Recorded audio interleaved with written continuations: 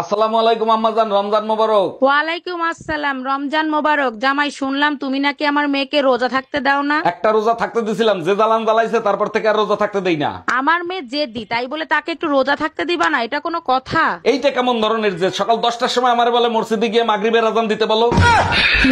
খালি ভাতটা ফুটিয়ে রাখলেই হয় না, বুঝছো? আরো কিছু দিতে হয়। দেবেটা কি? দেবেটা কি বুঝো না? হ্যাঁ, সবকিছু খুইলা মেলা করতে হইব। ওইবারে ভাবির কাছে গেছিলাম, ভাবির জামাই দিনেও করে রাত্রেও করে, আর আমার কপালে তো একবারও চলে না। কি কয় কি কয় দিনেও করে রাইতেও করে? এই এবার কি ওই হালায় আছে না আদা মারা হইছে? তুমি যে দেখতে হো আছে না আদা বড় হইছে। এই এত যদি করে তাই হেলায় বাঁচে? আসসালামু আলাইকুম ভাবি, জুম্মা মোবারক। কেমন আছেন আপনি? ওয়ালাইকুম আসসালাম, জুম্মা মোবারক। হঠাৎ আপনার এরকম পরিবর্তন হলো কি করে? আর ভাবি বলেন না, আমি বুঝতে পারছি আমার পাপের কলস ভরে গেছে। কলস ভরে গেছে তাতে কি হয়েছে? আপনি বাজার থেকে ড্রাম কিনে নিয়ে আসেন। চা খাবি? না ভাবি, আমি আসলে পুরুষ চা খাই না। পুরুষ চা মানে? এখানে পুরুষ চা এলো কোন থেকে? ওই যে রং চা না, এটাই পুরুষ চা। রং চা আবার পুরুষ চা হয় কেমনে? কারণ রং চার তো দুধ থাকে না। আচ্ছা আম্মাজান, এবার অনুমতি দেন, নইলে বাড়ি ফিরতে অনেক দেরি হয়ে যাবে। আচ্ছা জামাই, সাবধানে যেও, আর নিজের খেয়াল অবশ্যই রাখবা। আমাকে নিয়ে টেনশন করতে হবে না, আমি আপনার মেয়ের দিকেও খেয়াল রাখবো। আমার মেয়েকে খুব ভালো করে চিনি, তার জন্যই তো বললাম নিজের খেয়াল রাখো। ও আমার সোনা বউ, ও আমার লক্ষ্মী বউ, এভাবে রাগ করিয়া গাল ফুলিয়া থাইকো না। তোমারে ছাড়াও আমার ভাল লাগে না, প্রবাসে একা একা বিছানায় ভাল লাগে না। ও আমার ভাদাই মেশামি, দেশের কাছে পাও না তুমি, প্রবাসে পাইছো কি রসগোল্লা।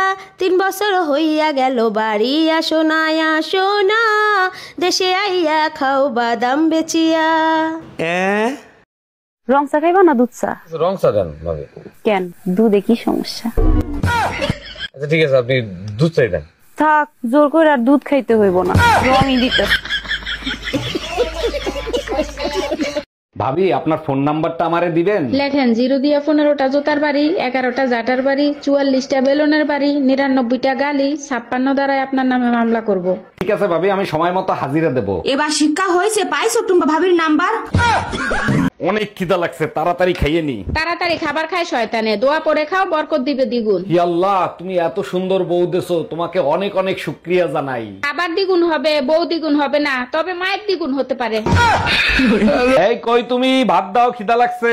জানো, তোমরা হইলে ভাত, আমরা হইলাম তরকারি, একজন আরেকজনকে ছাড়া কোনো স্বাদ নাই। এইটা অবশ্য তুমি ঠিক বলছো, তবে ভাতের সাথে প্রতিদিন যদি আলাদা আলাদা তরকারি হয় তার মজাই আলাদা। সেটা আমি জানি শোনা, তার জন্যই তো মাঝে মাঝে বেলুনের বাড়ি খাওয়াই।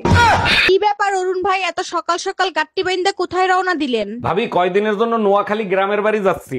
ওইখানে তো বন্যার পানিতে ডুবে গেছে, ওইখানে যাই কি করবেন? যে কয়দিন তেরান দেয় সেই কয়দিন থাকবো, তারপর আবার চলে আসবো।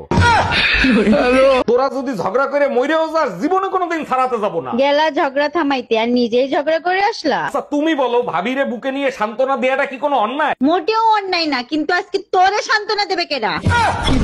পাল ফালাইতে চশমা নেছস, যদি খাবারের ভিতরে চুল পাই। আরে অরুণ ভাই, কি হয়েছে? ভাবিরে বকাঝকা করতেছেন কেন?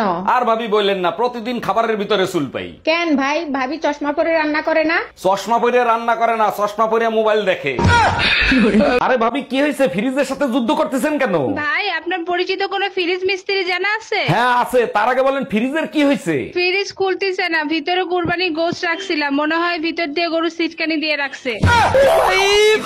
এই ঘরে এসি লাগাইছো, টাকা পাইছো কোথায়? আমার কাছে 1000 টাকা ছিল, সেই টাকা দিয়ে কিস্তিতে এসি লাগাইছি। বাকি টাকা কি তোর বাপের বাড়ি দিয়ে এনে দিবি? আমি 1 টাকাও দিতে পারবো না। 3 মাস কিস্তি না দিলে এসি খুলে নিয়ে যাবে, গরমের 3 মাস চলে গেলে এসি দিয়ে কি করব? হ্যালো, 1 মাস হয়ে গেছে বাপের বাড়ি রেখে গেছো, এর ভিতরে একটা ফোন দেওয়া জরুরি মনে করলা না? আমার কি পাগলে কামড়াইছে? মৌমাছির চাকে ইটা মারবো? বাজে কথা বলবা না, আমি যদি এর ভিতর মরে যাইতাম তাইলে কি হইতো? কেন, আমি কি তোমাদের গোরস্থানের চাবি নিয়ে আইছি? এই শুনছো, পায়েস খাইতে ইচ্ছা করতেছে, একটু পায়েস খাওয়াবা? অবশ্যই খাবো, চিনি শেষ হয়ে গেছে, চিনি নিয়ে আসো। এগুলো কি বলো তুমি? সকালে না 2 কেজি চিনি আনলাম, শেষ হলো কি করে? তুমিই তো বলছিলে বাইরে থেকে কিছু নিয়ে আসলে ধুয়ে ব্যবহার করতে, চিনি ধুলে কতটুক থাকে? Hello Google. নাটক কম কর, যা বলার জলদি বল। যদি উপরওয়ালা আমার সামনে আসে, তখন তার কাছে আমি যা চাবো তাই কি সে দিবে? তার আগে চেক করে নিস উপরওয়ালা তোর কাছে আসছে না তুই তার কাছে গেছস। হ্যালো গুগল, বউ কন্ট্রোল করার গবেষণা চলতিছে, এই গবেষণা শেষ হবে কবে? গবেষণা খুব দ্রুত এগিয়ে যাচ্ছে, কেয়ামত পর্যন্ত অপেক্ষা করুন।